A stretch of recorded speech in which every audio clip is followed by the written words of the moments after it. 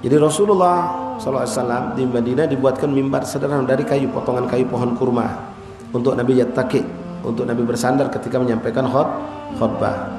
Subhanallah, ada seorang baru masuk Islam. Orang ini seorang pandai kayu.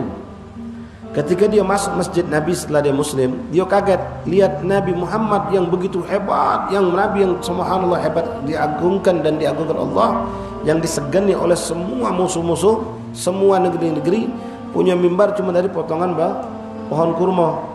Hanya diminta izin kepada Rasulullah, ya Rasulullah, izinkan aku ingin membuatkan satu mimbar untukmu. Nabi melihat permintaan sahabat ini sesuatu yang baik, maka Nabi mengizinkan, silahkan, kata Rasulullah, silahkan. Maka dia bergegas membuat, sampailah terselesaikanlah mimbar tersebut.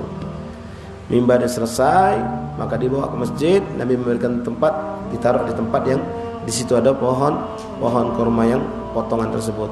Maka disingkirkanlah potongan pohon kurma ini, ditaruhlah mimbar itu untuk Nabi ceramah. Subhanallah, ikhwan rahimakumullah. Baru Nabi tegak di mimbar itu. Belum Nabi menyampaikan ceramah, subhanallah, di depan begitu ramai sahabat Nabi di masjid Rasulullah. Penuh mereka di masjid itu. Subhanallah, Nabi belum sempat ceramah, terdengar suara tangisan, rintihan. Suara rintihan, macam anak kecil yang menangis. Nabi nak ceramah, stop Nabi. Mendengar ini suara. Nabi lihat kanan, lihat kiri. Tak ada anak kecil yang menangis. Dan subhanallah, ini kejadian bukan cuma Rasulullah yang dengar, tapi semua sahabat Rasulullah yang ada di masjid itu pun mendengar suatu rintihan ini. Lalu mereka sendiri bingung, dari mana rintihan tangisan ini. Subhanallah, Rasulullah SAW yang sangat diberikan Allah peka, paham dengan keadaan ini, Nabi pun menoleh ke arah jazak tadi, potongan pohon kurma, kayu, benda mati. Nangis dia. Kenapa dia nangis, ikhwani? Karena dipisahkan dari Rasulullah. Dia biasa dipakai oleh Nabi, tidak lagi dipakai. Nangis dia. Ini kayu, ikhwani rahimakumullah, benda mati. Ngerasa bangga dirinya dipakai Nabi. Ketika dia disingkirkan, dia tidak kuat menangis. Dipisahkan oleh sahabat. Nangis hebat. Sahabat pun mendengar tangisan itu. Maka Rasulullah SAW, subhanallah ikhwan, memperlakukan ini potongan kurma seperti melipur seorang anak kecil. Didekati oleh Rasulullah, dipeluk oleh Rasulullah, didiamkan oleh Nabi. Sampai jazak ini pun akhirnya menangis dan diam. Kenapa dia diam? Karena dapat kabar gembira dari Rasulullah. Ketika sahabat menyaksikan ini, jazak itu diam, mereka semua menangis melihat apa yang terjadi. Apa kata Rasulullah kepada ini pohon kurma? Rasulullah ngomong, wahai potongan kurma, wahai jazak, apa kau nangis? Kata Rasulullah. Ngomong dia sama Rasulullah. Ini mukjizat Rasulullah. Dia ngomong, dia sedih karena dia sudah tidak lagi bisa dipakai oleh Rasul, dia disingkirkan. Maka Nabi mengatakan, memberikan dua pilihan, kata Rasulullah. Wahai jazak, apakah kau pengen aku pakai kembali?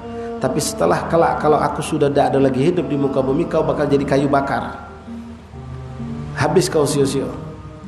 Atau aku akan memohon kepada Allah agar engkau ditanam di surga, tumbuh dengan suburnya dan berbuah, dan buahmu dimakan oleh ahli surga, dan aku ada di situ selalu, kata Rasulullah. Ikhwan rahimakumullah, ini jazak benda mati. Dia bisa membedakan yang mana yang lebih mulia, yang mana yang lebih indah, yang mana yang lebih kekal. Maka dia mengatakan, aku memilih di surga ya Rasulullah.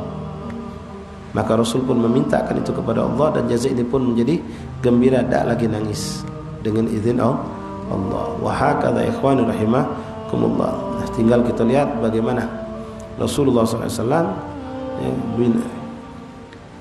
terhadap benda mati, yang rindu kepada Rasulullah, yang nangis karena jauh sama Rasulullah, yang nangis karena terpisah dengan Nabi. Nabi mendatanginya, Nabi memeluknya, Nabi menciumnya, Nabi melipurnya. Itu benda mati. Nah, mana kalau saya atau antum sekalian ikhwan pun pernah nangis karena rindu sama Nabi, nangis karena ngasuh jauh sama Nabi, nangis karena ngasuh kita tidak bisa dekat sama Nabi.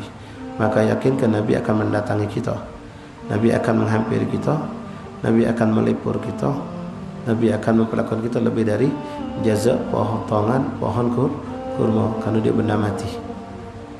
Karena dia benda mati. Kita bukan benda mati, kita umat Rasulullah yang mendengar cerita Nabi dan mendapatkan cinta kepada Nabi Muhammad sallallahu alaihi wasallam.